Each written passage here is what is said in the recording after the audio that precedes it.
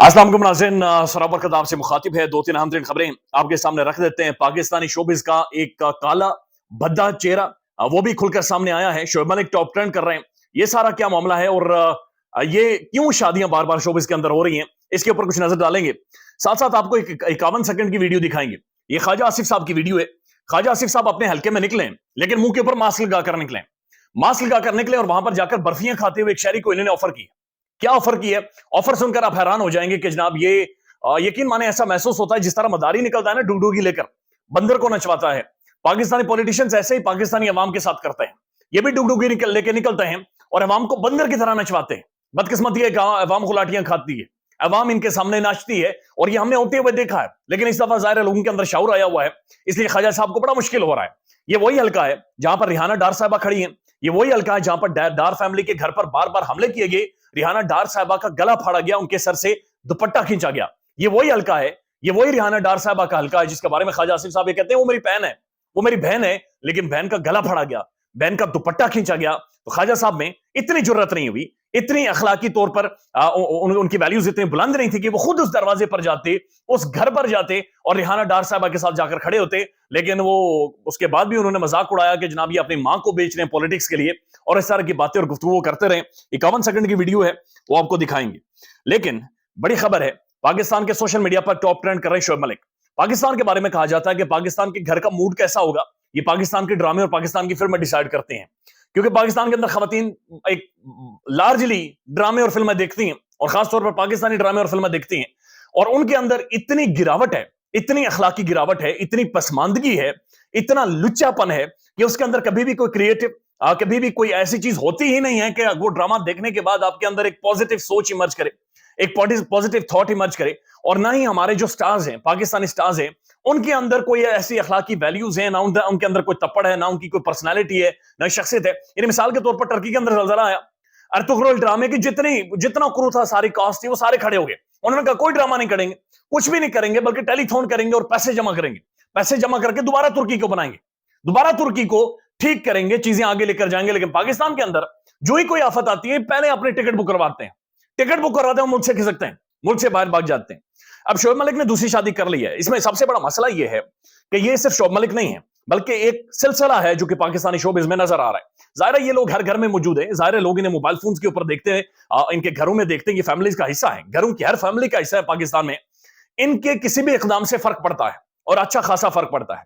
Pakistani showbiz में शादी और डिवोर्स, इसको एक फाइनेंशियल मॉडल के तौर पर लिया जाता है, इसको एक एडवर्टीजमेंट मार्केटिंग के मॉडल के तौर पर लिया जाता है।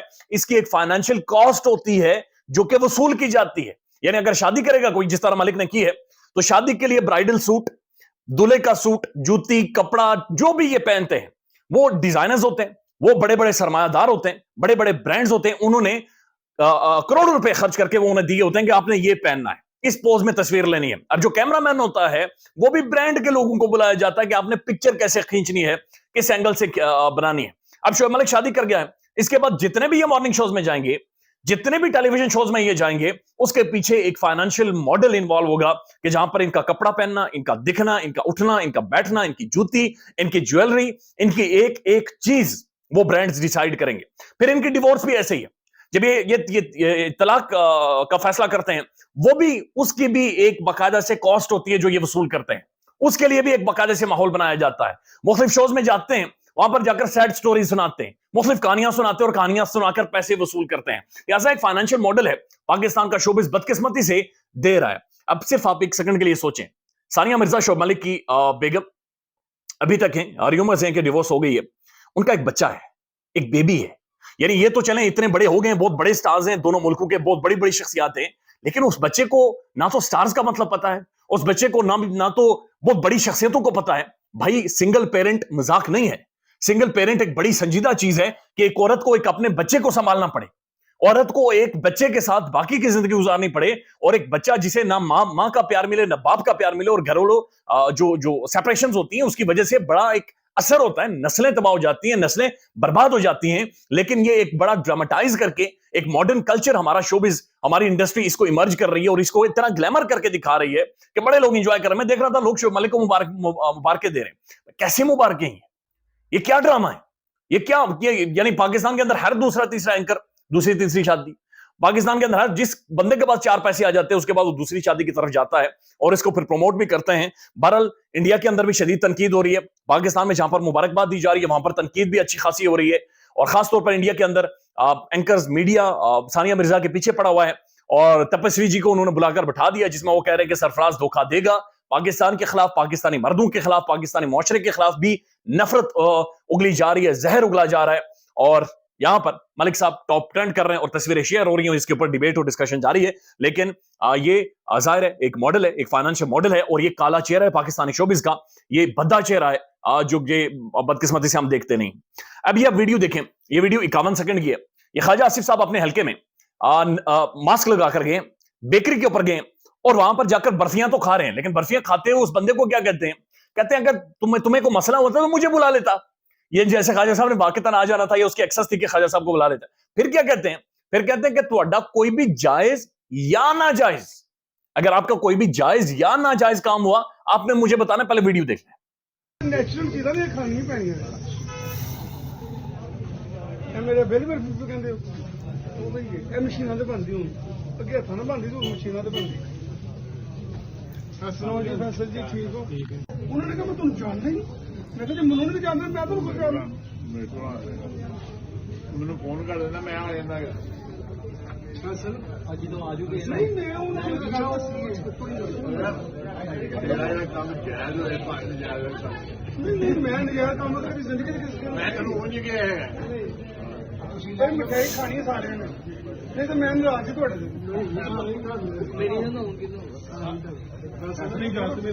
کام ہی کر لیا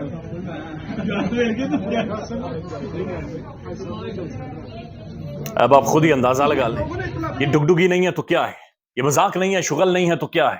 یہ خواجہ آصف صاحب وہاں پر گئے ہیں بیکری پر, برفیاں بھی کھا رہے ہیں اور ساری چیزیں نہیں محسوس ہو رہی ہے خواجہ آصف کو, چونکہ یہ الیکشنز ہیں اور الیکشنز میں محض 20-19 دن رہ گئے, لہٰذا یہ انہی دنوں میں جاتے ہیں عوام میں, عوام کے سامنے پیش ہوتے ہیں اور عوام کے بڑے خیر خواہ بن جاتے ہیں. یہ وہی عوام ہے جو اپنے بچوں کی بالیاں بیچتی ہے بجلی کے بلز دینے کے لیے, یہ وہی عوام ہے جو سارا دن اپنا سر کھپاتی ہے صرف اس لیے کہ رات کی روٹی کما سکے. اور خواجہ صاحب جا کر یہ کہہ رہے ہیں کہ جناب تہاڈا کوئی جائز کم ہوئے تو بھی دسیو, ناجائز کم ہوئے تو بھی دسیو.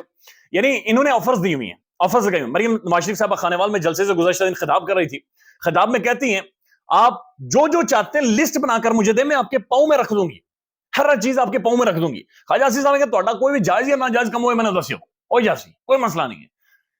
یہ سب فراڈ ہے, یہ سب جھوٹ ہے. یہ 75 سالوں سے جھوٹ بولا جاتا ہے, فراڈ کیا جاتا ہے پاکستان کے اندر. اصول کی سیاست کبھی بھی نہیں ہوئی, بلکہ آج جسٹس اطہر من اللہ صاحب آنریبل جسٹس ہے سپریم کورٹ کے, انہوں نے رپورٹرز ورکشاپ سے ایک خطاب کیا. خطاب میں انہوں نے کہا کہ 75 سالوں سے ہم جھوٹ بول رہے ہیں. پاکستانی سپریم کورٹ کا جج بھی یہ کہہ رہا ہے 75 سالوں سے, یعنی تاریخی جھوٹ ہے, تاریخی فراڈ کے اوپر مبنی ہے. سب جھوٹ فراڈ اس ملک کے اندر کیا جاتا ہے, جھوٹ بولا جاتا ہے, جھوٹ بیچا جاتا ہے اور جھوٹ دکھایا جاتا ہے. ہر چیز اس ملک کے اندر جھوٹ ہو, چاہے ہمارا ہیرو چاہے ہمارا ایکٹر ہو, چاہے ہماری تاریخ ہو, چاہے ہمارا سیاستدان ہو, سب جھوٹ بولتے ہیں. ایک اور خبر ہے, اور خبر یہ ہے کہ مختلف صحافی عارف احمد بٹی صاحب نے بھی اسے ٹویٹ کیا ہے اور مختلف صحافی سے رپورٹ کر رہے ہیں کہ جناب صاحب کو بتا دیا گیا ہے کہ چنتخب کرنا بہت زیادہ مشکل ہو گیا ہے. یعنی کہ نواز شریف صاحب کو چنتخب وزیر اعظم بنانا بہت زیادہ مشکل ہو گیا ہے, چونکہ جو مارجن ہے بہت زیادہ ہے. اور مختلف خبروں کے مطابق میاں صاحب کو بھی یہ کنوے کر دیا گیا کہ سر بہت مشکل ہے, سر بڑی کوشش کی, پورا زور مارا, ہر ہتھ کنڈا استعمال کیا گیا, 75 سالوں کی پوری پلے بک کھولی گئی, لیکن نہیں ہو رہا. عوام قابو نہیں آ رہی, لوگ قابو نہیں آ رہے, مارجن بہت زیادہ ہے, بہت مشکل ہو گیا اس دفعہ چیزوں کو مینج کرنا. خیال رکھیے گا اپنا, اللہ حافظ.